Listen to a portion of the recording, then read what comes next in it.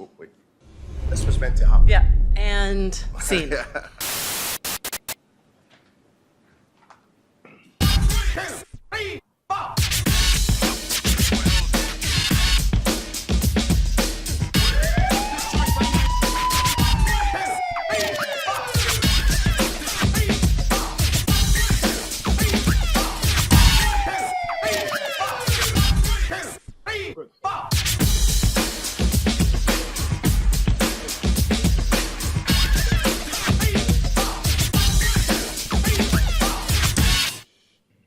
That was meant to happen. So I was just trying to wake everyone up a little bit because it's the graveyard shift now. There's going to be that sugar slump and all that stuff. And the only person that's really seen this has been my gran, really, you know, when I got it made. So I just wanted to share it with some people. So there we go. Okay, so Happy New Year. Probably feels like a long time ago since the break. And basically what I want to implore, again, as I do every year now at this conference, is just to say, try to market in the year that we're living in. So it's all about marketing in 2019. So that's what we're going to be discussing and some tips and tricks on how to maybe do that. So for those of you who don't know me, my name is Mark McCulloch, and as I said earlier on, I've got the Spectacular Marketing Podcast. We've been going for a year, and we managed to get to number 15 in the iTunes chart. So someone's listening, or those Indian link farms are working, all the robots and all that stuff. But please do subscribe, have a listen. James is on it, Fatboy Slim's on it, Gary Vaynerchuk that you'll see in this presentation's on it as well. So lots of good free advice, and I know marketers in the food and drink industry need free advice because we don't have much budget, right? Okay, so just so you don't think of some beardy weirdo that basically just rocked in with orange trainers. Basically, I worked over the years with lastminute.com. I was a loan shark at Barclaycard, which was fun.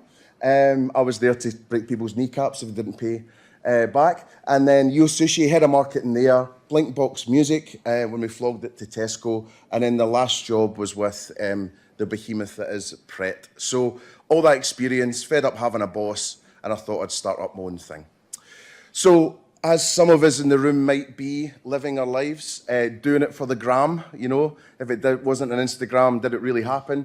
And obviously tweeting as well. So please, if you're tweeting today, or Instagramming or anything like that, please put RMI19 as the hashtag so we can see it all. And again, any photos of the slides you need to take, photos of me presenting for my lovely gran, who'll be very proud, that would be amazing. So, you know, just please look at your phones and take photos.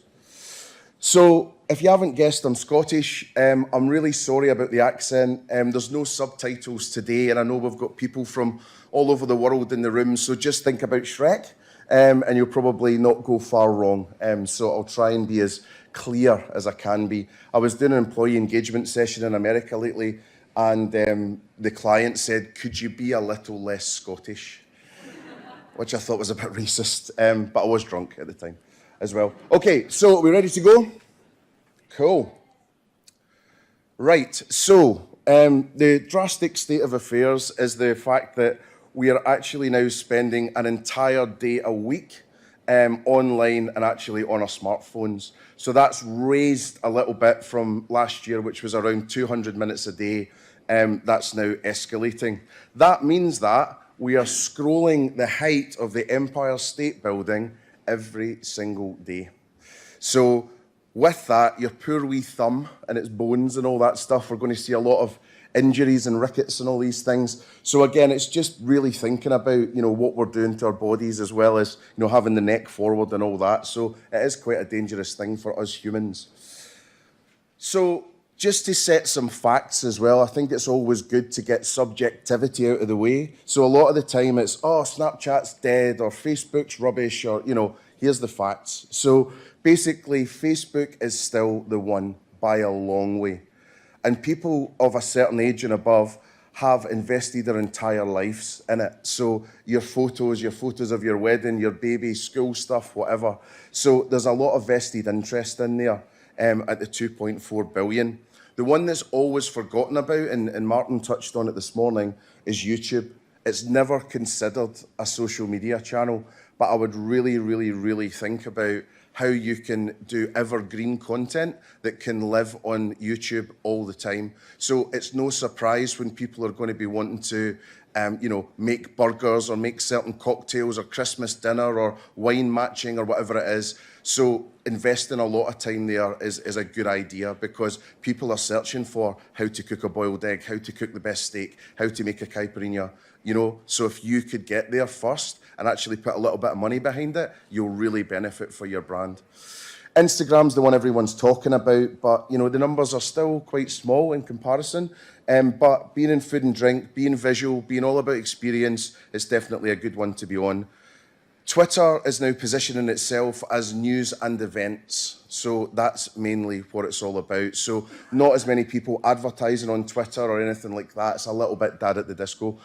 So from that perspective, it's really if you've got something new to say or you want to engage with your community. Snapchat's an interesting one because it is like, if you're a brand, it's like a parent walking into someone's bedroom. You're actually not that welcome. The best thing that you can do as a brand is actually just give them the tools to celebrate your brand. For example, filters and GIFs and things like that to add to their experience. But also really have an honest chat with yourself and figure out, are you a cool brand and are you someone that would actually resonate with that slightly younger audience? Five Guys the other day asked the question when we did this session for the under 30s, and they're definitely a right brand for that, Nando's, etc., etc. So just size yourself up in the mirror a little bit. And then LinkedIn, so powerful in terms of local marketing, in terms of profiling for your business, in terms of authenticity for your leaders, talking about their business, their journey, what's going on. I'd like to see an awful lot more of that going on there. And it's basically just Facebook with a suit on, so it's doing great things for the community. So before you even think about marketing on social media channels, one of the biggest things I would always do, being a brand guy at heart, is going back to, what do you stand for? What is your brand all about? Can you sum it up like Martin did earlier on, here we cook with love? Or could you get it into 2 words? How have you got all that standout? How do you look? How do you sound? How do you behave on your worst day and your best day? And most brands that we speak to don't have this written down. And then the boss will say, oh, I know it, or the founder knows it. Tough, everyone needs to know this. So again, going through an exercise, it doesn't take long. And if you're stuck with that, give me a call and I can help. So then, as George W. Bush up there is saying, strategy. But strategies, again, we walk into businesses for marketing strategies and things like that. They just don't exist. And I was so guilty of it when I was at Yo Sushi and Pret and different things. I would cut and paste my marketing plan from the year before, tweak it a little bit, hope I'd get a third more money and a couple more heads in my department, and that would be it. At Yo, definitely not. Robin ruled with an iron purse or wallet. So again, getting that strategy down. So what does that mean? It's these questions up here. So again, do you know what your brand stands for? Goals. What is the goals of social media and digital and the marketing efforts that you're actually putting out there? Who really is your target audience? And be so specific about this. We've got hotel clients that basically say everyone that's tired or everyone with a head, right? You've got to really focus in and narrow down on that. Platforms, you're not going to be able to do all the platforms well. You're just going to die on all fronts. So maybe pick 1 or 2 with the small teams and small budgets that most of us have, and just really double and triple down on those. Content's a huge thing I'm going to come on to. This is everything now, and it's actually going to change the way that the marketing departments are forever. So we'll come on to that in a bit. User value as well. What's in it for them? There's so much one-way social media marketing where people are just using it as promotional spam. And there's some interesting stuff, sort of saying that actually the more lateral posts or the funny posts or the memes and all these things are more effective than salesy product posts. So it's kind of unhinging your sales brain from this. It's a very different sport.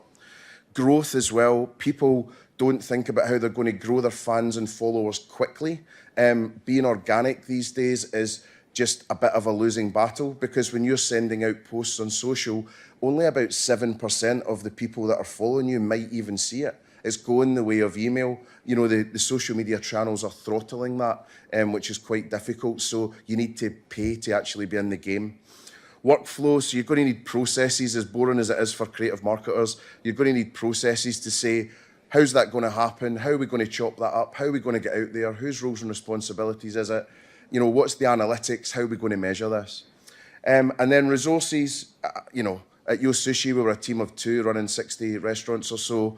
You know, it's really tough for you guys. I really feel for you because it is becoming a thing where you're going to either have to sort of breed these people in labs that are, you know, creatively brilliant and scientifically brilliant, or you're going to have bigger teams. And I think that's got to be a switch within where the entire business is putting its money and what does it value. Because as Anne was saying earlier on, it's such an operator-led industry and always has been since I've been here for sure. And then the last thing's performance. You know, I think a lot of marketers aren't the best at measuring stuff and justifying stuff, just saying, oh, it'll work. So, you know, really getting up close and personal with that. And if you don't feel comfortable doing it, just find someone else in your team and buddy up with someone that is. You know, buying your CFO a pint now and again doesn't go amiss and they can help you. So as I said, you know, it's really tough for everyone now. You know, we're getting asked all the time, I'd like to have a marketing manager for my business that's for £30,000, and they expect them to do all this, and it's just insanity. So there's very, very, you know, few people in the world that would be able to do all of this. And if they could, you'd be paying 200, 250 grand, and they'd be working for the biggest companies in the world. So again, it's really sort of picking your battles and figuring out, you know, how could you get a group of people, even if it is a small group of people, to be that yin and yang of, you know, artist and scientist. So a bit of a stab then at a rough organisational chart, but to me, you know, we're working with a few clients at the moment to reset, you know, what their marketing department skill is all about. But I would look at some sort of brand director at the top, meaning everything, you know, inside out, culture, products and services, reputation. They actually go across all 3. And then underneath that, you're actually going to need a content director, video, image, editorial. You know, you're going to need a full-time content department. And we'll come on to that in a bit. And then it's actually about performance marketing in the acquisition space and also the retention space. And something brilliant, you know, James Sakin was saying on Tuesday, it would have been, you know, was really fantastic, which is we spend an inordinate amount of energy trying to get new customers and naff all energy trying to keep them. So it feels a bit weird. We need to switch that out and actually build up the retention department, because it's a lot less. What was that, Livy? So, you know, in terms of the customer retention side, you know, we really want to spend a lot of effort there because it's easier to keep those customers. And then the last thing is then some kind of brand health, customer champion conscience of the business there as well. So if you could afford this setup, that's what you'd be looking at. And if not, you'd be trying to split those roles between, you know, 1 or 2 people and prioritise with that. So what about budgets and stuff? So there's an awful lot of people wasting an awful lot of money. And it is, as I said earlier, when I cut and pasted my marketing plan, it was just basically, you know, doing what we always did and expecting different results. You know, it just didn't really work. So my sort of thought or guidance or counsel would be, if you can take 80% of your entire marketing budget and look to put that solely into social, it's a scary thought, but have a look at that. What might that look like? You don't actually have to do it, but do it on paper and actually interrogate it. But really ask yourself, what are you doing? Where's all that money going? You know, if you've got 100 grand, you know, what are you spending it on? You know, is it posters and bits of paper? And in this day and age, you'll be thanked for not too much of that stuff. So really start thinking about that. And even if you're not brave enough to go and do it, at least be curious and have a little look. So one of the biggest tips on content now is document, don't create. So, you know, a lot of the time people are sort of paralysed because it's like, oh God, I've got to do this video that shows that I'm on all-day offer or sell Sunday roasts or blah, blah, blah, blah, blah. And it's like, you know, the amount of effort going in to try and make this episodic, perfect video sort of doesn't exist. If you're just shooting all the time, and actually you could get someone for 15 grand, 17 grand, 20 grand in your business full-time, out in your venues, filming non-stop, the amount of content and ideas that will come out of that will be, you know, a millionfold rather than, you know, sticking to that 1 4-minute clip that the CEO wants that's going to live on your website that no one's going to see because you haven't done any SEO about it, you know. So I think that's a really good approach. Constantly always be filming, because then if you went to all of the founders that are out there, for example, and you had a look at Bill's and you look at Bleecker Burger and Peter at Pizza Express, God rest them, and Nisha and Mowgli and Oaxaca, Tommy, You know, if they had started filming from day one when they had that idea, what was that gap between MasterChef and Oaxaca opening? You know, that would have been fantastic to really just understand that and have that footage. I think Bill, bless him's got a few old DVDs, if anyone remembers those, of Bill's opening and some videos and stuff. But, you know, it's about starting now, start today, because your future self and future marketers that take over from you, they'll really thank you for doing that. So, not ashamed to say I'm a bit of a fanboy of Mr. Gary Vee, and if you haven't checked him out, please do check out Gary Vaynerchuk online. Just an absolute masterclass daily of what, you know, we all could be doing and the potential of it. I'll send round a link for this document. So it's his content playbook, 86 pages of how to perfectly make and execute and amplify you know, incredible content. And he's the guy that's saying, document, don't create. So just on that, a couple of key parts are, he's saying, right, pillar content. So let's say it was a menu launch, or let's say it was your CEO doing a speech, or, you know, whatever it is, then actually that would be long form content. So you'd maybe be looking at the cook-off and the launch and the menus going out and da-da-da. So then that would go out on Facebook as a long form video. It would then go out as audio as well, you know, if it was interesting enough. It would go on YouTube and it would go on IGTV, so Instagram TV, which we'll talk about in a bit. Then what you would do is you would take all of that content and start chopping it up into hundreds, if not thousands, of pieces of different content that will then suit these different platforms. Because the difference between LinkedIn and Snapchat is as much as Japanese and Scottish, right? It's so far apart. So you would then post that out there. Then there would be written articles come out of this. So you're really juicing it for this 17 grand a year of this wee guy or girl going around filming stuff.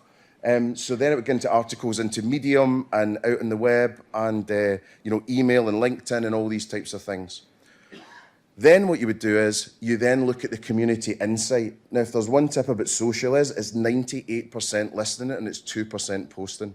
So when you're out there and you're, you know, looking at all this stuff, see what people are saying. What do they like? What do they not like? How are they talking about this stuff? And then repurpose the content again to say, oh, I'd like to know more about that, or that was really cool, could you do more? And then it just starts becoming this virtuous circle. And then you put it back out again to the real community that's really engaged, that then actually will be the more likely to buy from you. So, do you know what I mean? So it's really taking the long form content and then bringing that right down. Whoops. And then in terms of Gary's stuff, he has got 30 people supporting his personal brand, so, you know, he's doing all right. But he's talking about nearly 100 pieces of unique content that are going out every single day, and he feels that that's still not enough. If you follow him, it's plenty, by the way. But, you know, from that point of view, and it's a great selling technique from him, because any client he sits in front of, he'll just go, you need more content, you need more content. And there's that little bit in the back of your brain that will still give him more money. And then another interesting thing is it's about being in the no business rather than being in the yes business. So in the past, I've had a boss or people come to me or whatever, they would basically come up with 4 or 5 different options for a marketing campaign. They would say, you know, timidly, what one do you like? And you go, that one. Actually, it's about flipping it on its head, and it's now, what one do you hate? Because you're going to need to use the other 4 to get you that volume of content to get it out there. It's not about one thing and being all polished and beautiful. Take the 4 and ditch the one that you absolutely detest. So that's the way it's all going creatively.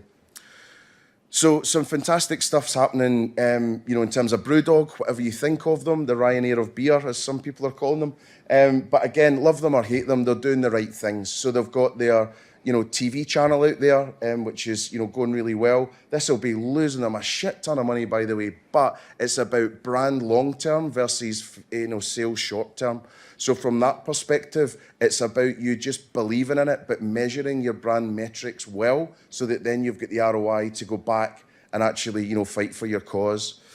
But just to show that it isn't all big brands that are doing it, you know, this is how people think about Scotland sometimes, so deep fried heroin and violence or whatever.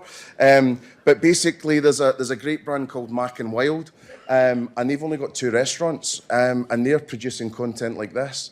And they've been so smart as well, because they're using the digital channels so well.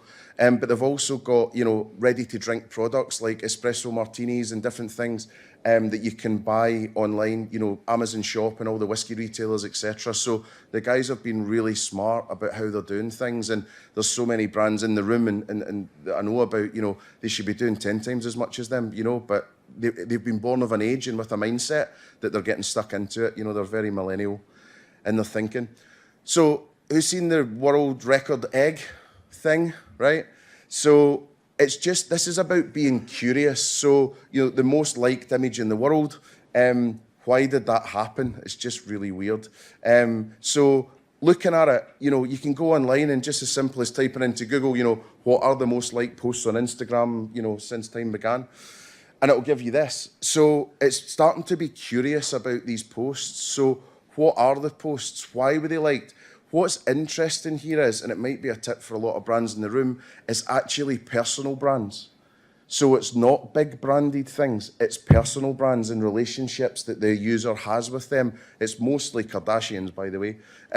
But, on top of it, but have a look at the image. What was it? Was it because it was about family? Was it because it was about a Christmas time? Was it some super rich Lamborghini? Or, what was going on there? And just be really curious about why something gets likes and then reverse engineer that back into your business. Just thinking about Carluccio's Lamborghini or something like this. That'd be cool. And then what Ellen did in America was smash two things together. So one of the most popular posts with one of the most popular posts, and she's hoping to get 60 million. So I don't know, it might happen. But again, the amount of brands that came out seconds later posting, eggs with something to do with their brand, it was good. But after about 10 minutes, it gets tiring, which is quite interesting.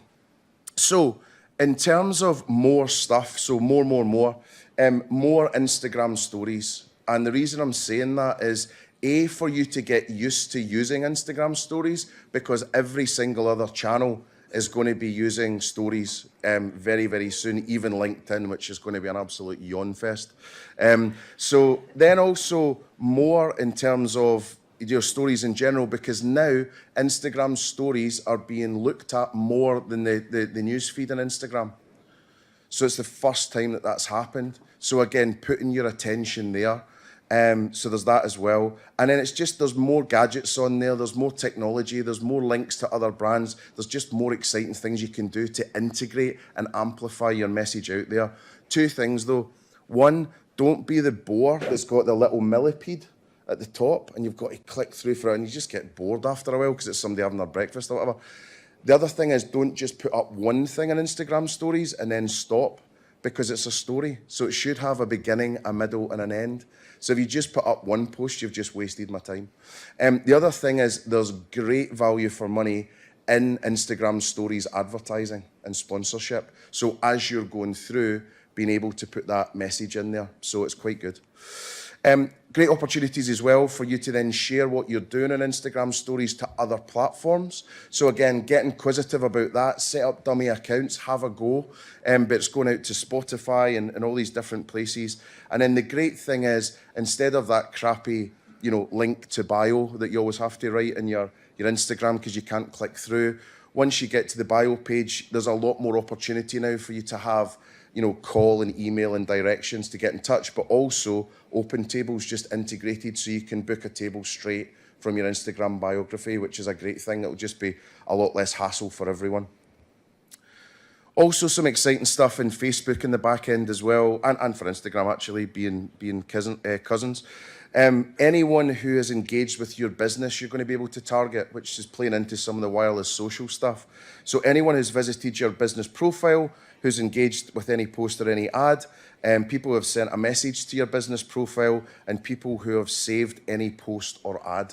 So again, lots more opportunity to get the people who are really lean forward into your business and getting them in.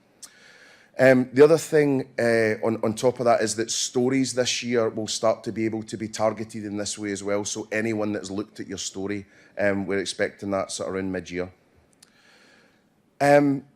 Video is vertical now. So in terms of, sort of turning your phone that way, kind of doesn't happen as often these days. It seems like almost too much hassle to do that. So everything's being shot vertical. And if you look at Instagram television, for example, it's made for vertical. That's what it's all about. So there's three types of occasions, I guess, that Facebook and Insta have told us. So there's on the go, which is a quick look at something, a little bit of a moving image. Might even be a GIF or whatever. Lean in, which is more kind of live stuff. So, you get an alert saying, so-and-so's went live, and then you get to see their double chins and up their nose and the ground because they've screwed up what they're doing. And then 360 as well, which is quite interesting to start looking into as well. And then there's lean back, which is more longer and episodic. So that's where you would turn your phone that way when you're watching, something that's broadcasting that's, an episodic piece of content rather than just, something that's a little less polished. Instagram television, IGTV, it got launched last year. It's not really kind of been popular yet. So in terms of all of the food brands, haven't seen anyone of note being on there yet. I've seen Jamie Oliver's stuff, but it's more a personal brand thing. But there's a huge opportunity because the great thing is, see when these things come out at start, the best thing to do is really get stuck into it because you've got a gap there. You're going to be able to, make some noise and really get stand out and get that brand advantage. So there's not a lot of stuff going on there, but there's some great content from M&S. They're actually almost doing like a Saturday kitchen, Sunday brunch type show, reviewing their food and doing all these kind of things. It's got celebrity guests, really worth watching, all filmed in vertical as well. But the oddest thing was they didn't promote it anywhere else. So you thought they'd be smashing it out the park and, every other channel they possibly could, and it must have cost a fortune, but they didn't actually talk about it. The other thing is, there's disappointing things like £1 Million Menu, is doing really well, but I feel like that should have been broadcast on something like IGTV, that's the way to kind of get that going. So again, have a wee look in what's right for you, but I really think it's worth investigating because the housing boom's down at the moment and not many people are there. Some good news for Instagram as well, it's inspiring action. So 75% of people search, share and shop after being inspired by a post. So much so now that Instagram shopping has arrived. They've seen that happen and they thought, do you know what, we're going to have a little slice of that. So you're going to start seeing more and more and more posts coming through that you're going to be able to buy stuff straight off of it. So it's a little bit tricky when you're a restaurant, obviously, because you want people to book to get there. Delivery, we'll need to see how that would work, that integration. But if you can start a catalogue with them, you can even just sell your gift vouchers. So there's a lot of great stuff you can do. Leon are doing a good job selling their cookbooks, for example. If you've got sauces or ingredients or swag or, whatever it is, there's some great stuff you could do. I've completely misappropriated this quote. It came from someone, so I stuck him up there. I don't know who it was. But they said, if someone is coming to eat with you now, it's actually a table for 3,000, not a table for 3. So, the potential reach and influence that all of your guests have is this good. So if it goes really well, you've, got that message out to 3,000 people. If it's gone really bad, it could be, double, treble, 10 times as many. So again, starting to set yourself up that way and thinking digitally first in the restaurant because the phones are going to be out and people are going to be taking photos. So designing for the gram, that's screwed up a bit. Elan Cafe, for example, I think are doing an incredible job. I mean, it's as millennial as it possibly could be without being, totally millennial pink everywhere. But they're just doing some great things and getting some great engagement. So the influencers are flocking to there. There's been various comments on service and food, but actually it's maybe not even about that as much. It's actually about the surroundings and the set and being seen to be seen, which is quite interesting. We're seeing travel magazines as well are actually now, talking about, enjoy stuff, the experience stuff, this, that, and they're actually pulling out what you should Instagram when you go and visit that hotel, which is as sad as you like. McDonald's hotels are there, I think. So tiny goats nibbling on flower beds. So that's your shot. There you go, that's the one. The other thing is as well, you can really ruin someone's night by a shadow coming across them. When they're trying to take a photo of your beautiful dish. That could screw the entire thing, it'll ruin a meal. So again, really sit down and sit at every single table, angle, all the rest of it, and start looking if that overhead lighting is creating that shadow, you're not going to get the shot and you're not going to get the share. So as if operators' jobs aren't hard enough fixing light bulbs and toilets, they're going to have to be doing this as well. So it's quite an interesting thing. As wanky as it sounds, it's the absolutely right thing to do. Again, with food as well, can you create something so grammable, even if it's inedible, for then people to start flocking to your place? So during the summer last year, Choco Fruit did an incredible job on that with their chocolate-covered banana. But, you know, you're talking 30 million, 40 million, 50 million in terms of reach. And people looking at that, it was just incredible. You know, everyone I started checking out that was looking at it, it was an influencer with 1.5 million fans and followers and lots of engagement. So it could be as simple as that. You know, you just never know. And then, does it look good enough to tweet or gram, if you like? So this lady looks like she was born in a millennial lab. You know, she's got the marble phone cover and the unicorn hair and, you know, as vegan as you like, but maybe some cheese on there. But again, you know, that's the world we're living in now, because it's all about experience and it's all about, you know, people being able to have that brag factor to get out there, which is quite interesting. So again, just embrace them and help them and just try and be friendly. And if you see people coming in, taking their cameras out, even better, if they've got what looks like professional kit, make a fuss of them, because chances are they're an influencer in their own field. You know, really treat them like a VIP. And also, what's your thing? So like New World was talking about before, I think it's the botanist in Newcastle's got the dome. Is that right? Yeah. So, you know, that's one of the most Instagram things out there as well. So again, you know, what's your thing? What's your hook? You know, you're trying to build this set for people. And I know, you know, you've maybe got beautiful food and nice decor, but what's the thing people are going to shoot? So Bill's have got their funky frog in Soho that you can kiss. Bob Ricard's got their press for champagne. Breakfast Club used to have their, you know, or still do, their Smeg fridge door. You know, what's the thing? You know, really ask yourself that. Back to eggs. This was actually the most photographed and Instagram shop front last year. And I've got no idea why. It's just very, very simple. But again, if you can sort of knock it off in terms of millennial and pleasing design, then you've got a really good chance of, you know, really getting somewhere. And at the other end of the spectrum, you've got Spider-Man florists putting this all over Annabelle's. And, you know, with this shot, for example, the lady that took the photo and her comments said it was harder than getting her PhD than it was to try and get a clean shot of this frontage. So again, really look at that. But that was last year's trend. I think if you do a flower arch next year, you're going to look, you know, Poundland will be doing it, right? So, you know, everyone's going to be doing that next year. So what's the next thing?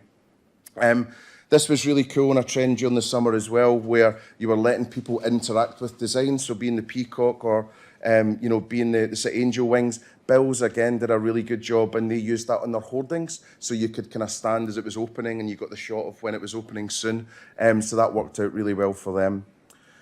And again, toilets. I know it's as mundane as you like, but, you know, Sketch, I've been doing this forever. You know, way before Instagram was even born, they had the most talkable toilets in London, looking like something out of Mork and Mindy or Alien, or, you know, pick your not topical reference. But again, you know, it was all that talkability. You went there just to even check those out and, by the way, have a meal.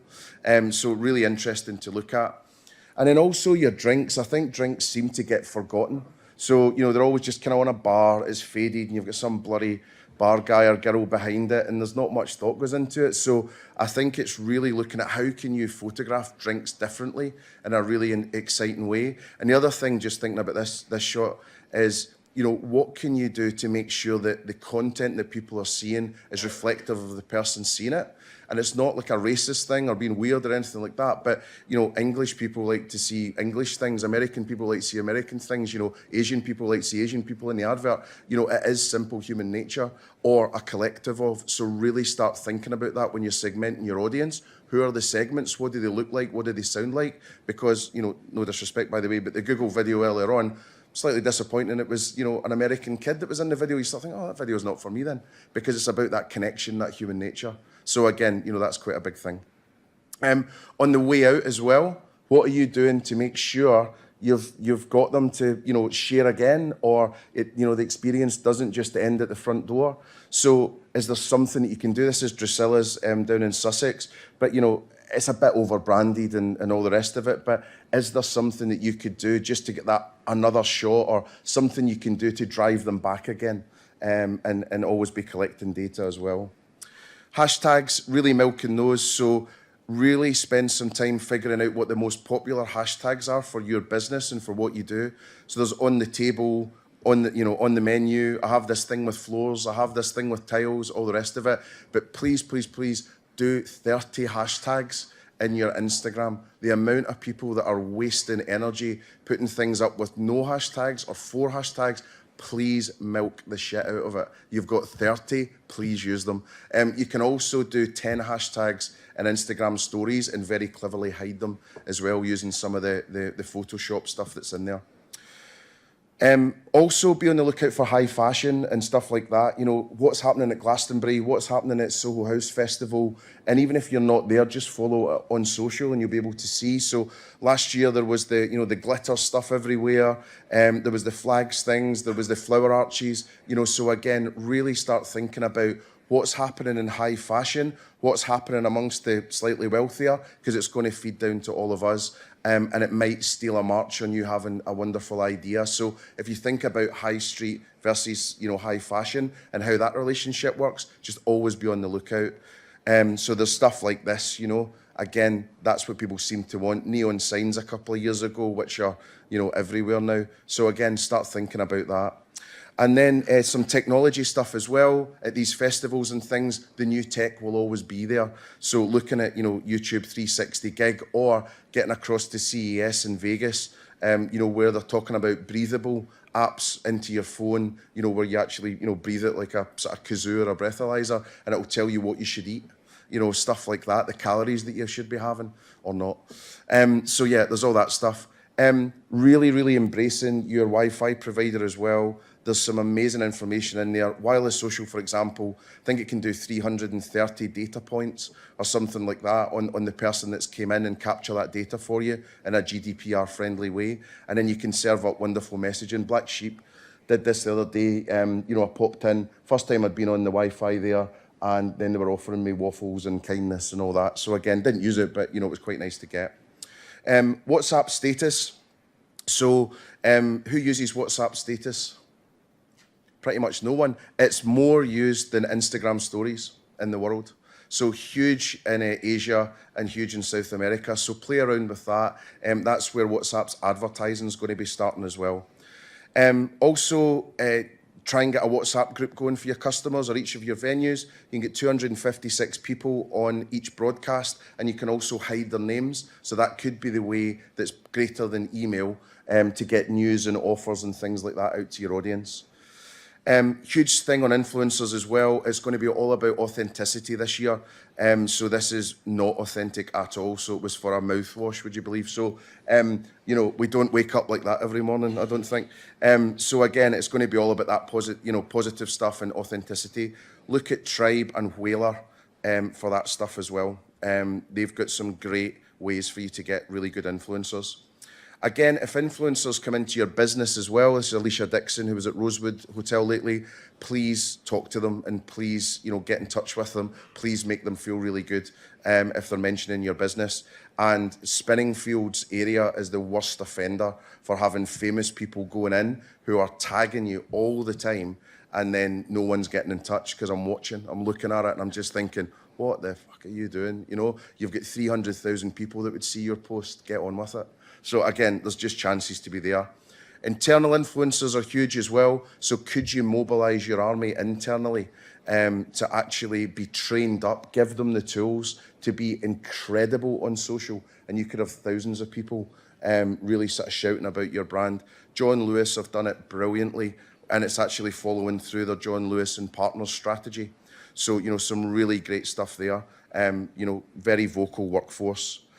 Also, memes. I won't dwell on this too much. This one's a bit last year, but also it's just being more sort of positive and sort of met with more clicks and going through to basket more than actual product shots. So that news came out yesterday that memes are being more successful than product shots, which was quite interesting.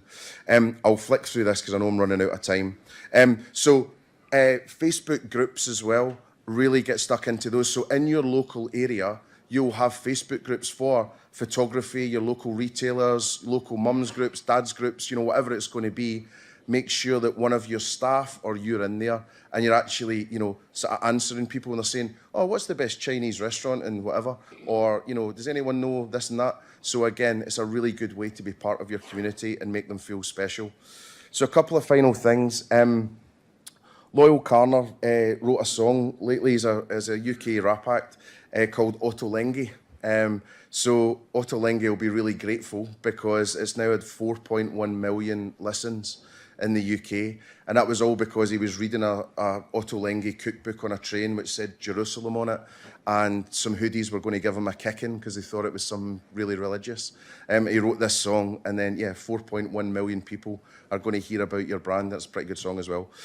Also, start an Amazon shop as soon as you can. If you don't have any products that can go on there, make some products that can go on there, because this is just the Google of products. So do your best to go on there, and it's not expensive to do. So any merchandise, try and live in people's houses.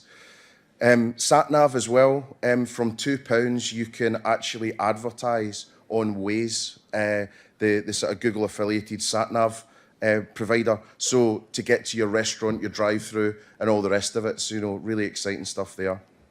And then GIFs, massive area. It's basically the new emojis. So again, Donut Fries got onto the front page of Giphy, 300 million daily users saw that, and it became the most trending GIF for a week or two. So 300 million people a day were seeing Dunkin' Donuts on there, which was quite amazing. Aperol Spritz are great at it as well. So this is on Instagram stories. So have a look and see what comes up and what doesn't. And then the last thing I think I'll do is just show you a little bit about voice. So it's Gary Vaynerchuk just talking about it for 1 minute or so. So it's quite a good listen. Let me tell you one thing about restaurants and any other business. Follow the money. I love when people talk to me, like business owners or entrepreneurs, and they talk about things, but then when you look at their actions based on their financial allocations, they are talking a very different game. So you can be bullish all you want about social media, but if you're allocating 8% of your budget to it, then you don't really think it's that serious. You want to not look stupid in society when it's finally been accepted, but you don't believe that it's driving your business. I mean, to answer your question directly, it's all storytelling. If you want to tell people about your oxtail soup, you've got to tell them about your oxtail soup. 40 years ago, that was whatever book or one or two critics in the neighborhood. Then it was the Times, then it was Michelin, then it was Zagat, then it was Google. Now it's social. Tomorrow it will be Alexa. Hey Alexa, what's the best oxtail soup? Stick with me here right now. Sorry, I don't know that. Good. Hey Alexa, what's the best spaghetti in New York City? I don't know, but I'm always learning. So what's interesting is you see those two examples. What excites me is I'm going to make a video in 24 months that I'm going to ask those same two questions, and it's going to answer it really interestingly and really well, or subjective, or we'll see. But the fact that we're here now, hey Alexa, what's the best restaurant in New York City? Here are a few top-rated restaurants in New York City. Right? So this is going off of Yelp, right? And it's super arbitrary. What's going to happen now is that... Hey, Alexa, you need to eat out more often. So very last couple of things. Have a purpose for your business. So I won't show it, but the Gillette advert that came out the other day, it's been met with mixed reviews, but have a purpose that's greater than just serving food and collecting money for it. There's a lot of people you sit down and say, what's the purpose of your business? And it's like, raise like for likes. Not in this day and age. So again, what can you do that's bigger than that? How can you create a legacy? And that's me. So a couple of things on the podcast. So James, Fatboy Slim, television's Charlie McVeigh, and then, the new episode's out with all of these tips in there and more, so you can get that. So thank you very much.